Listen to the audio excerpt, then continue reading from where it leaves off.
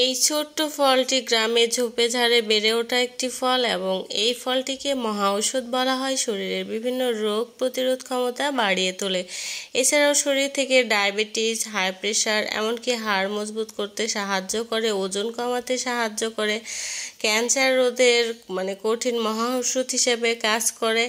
এছাড়াও যাদের ত্বক, নখ, চুল এবং হাড় মজবুত করতে চান তাদের জন্য কিন্তু এই ডুমুর অনেক গুরুত্বপূর্ণ। ভিডিওটি শেষ পর্যন্ত দেখতে থাকেন, ডুমুরের যত উপকারিতা রয়েছে সব জানতে পারবেন, আর ডুমুর কিভাবে খেতে হবে সেটাও আপনি জানতে পারবেন। তো আমি কিন্তু ডুমুরগুলো কেটে নিয়েছি। ডুমুর রান্না করেও খাওয়া যায় বা স্যালাড হিসেবেও খাওয়া যায়। তো এর সঙ্গে কিছু আলু আর পেঁয়াজ অল্প করে অ্যাড করেছি, আর পেঁয়াজের পরিমাণটা বেশি দিয়েছি। সবগুলো ধুয়ে পরিষ্কার করে নেওয়ার পর এখন তেল দিয়েছি, আর ফোড়ন হিসেবে দিয়েছিলাম শুকনো মরিচ আর তেজপাতা। এরপরে আমি কিছু রসুন কুচি আর কাঁচামরিচ দিয়ে দিয়েছিলাম। তারপরে বেশ খানিকটা পেঁয়াজ কুচি দেওয়ার পর লবণ স্বাদ মতো, আর দিয়ে দিব হলুদের গুঁড়ো আর শুকনা মরিচের গুঁড়ো, আর জিরা দিয়ে দিয়েছি এখানে। জিরা দেওয়ার পর কিছুক্ষণ নেড়ে চেড়ে নিতে হবে।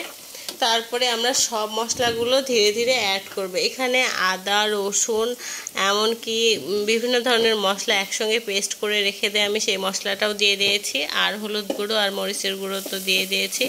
এরপর মশলাটা কিছুক্ষণ আমি কষিয়ে নেব।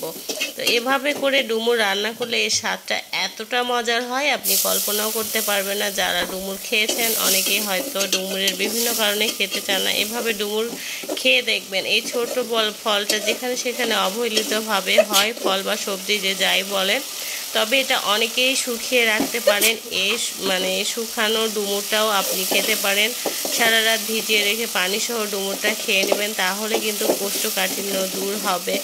এছাড়াও আপনার শরীর থেকে বিভিন্ন ধরনের রোগ দূর হবে। ডুমুরটা এতটাই উপকারী। এছাড়াও তারুণ্য ধরে রাখতে, বয়স কমাতে কিন্তু এই ডুমুরের জুড়ি নেই। ডুমুরের আপনি উপকারিতা বা গুণাগুণ জানতে অবশ্যই গুগলে সার্চ দিয়ে দেখতে পারেন। ডুমুরটা এতটাই উপকারী, আমরা অবহেলায় এই ছোটোখাটো জিনিসগুলো খাই না। প্রতিদিন আমরা মাছ মাংস খাই, কিন্তু সেগুলোর মধ্যে কোনো কিছুই থাকে না। ডুমুরের মধ্যে পটাশিয়াম, ক্যালসিয়াম, ফাইবার থাকার ফলে ওজন কমাতেও সাহায্য করে।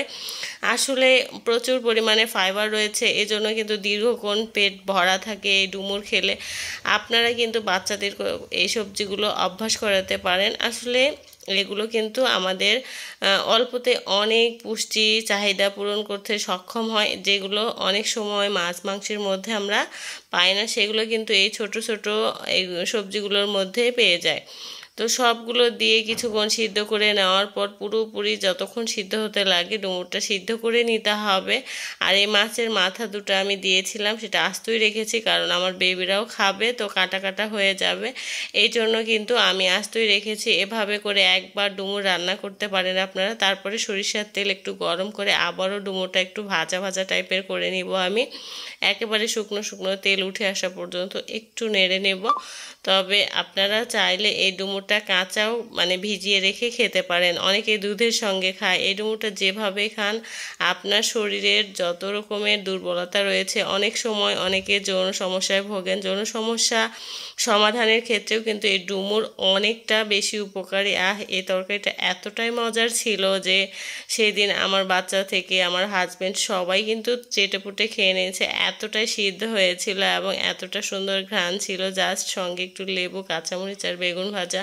তো ওয়াও একটা তরকারি, যেই তরকারিটা 1000 টাকার মাছ মাংসর স্বাদকেও হার মানাবে, আর এতটা তৃপ্তি সহকারে ভাত খাওয়া যায়। একবার আপনারা রান্না করে খেয়ে দেখবেন, আপনারা আপনাদের শরীরের বিভিন্ন পুষ্টি চাহিদা পূরণ করতে পারবেন। সবাই ভালো থাকবেন। আল্লাহ হাফেজ।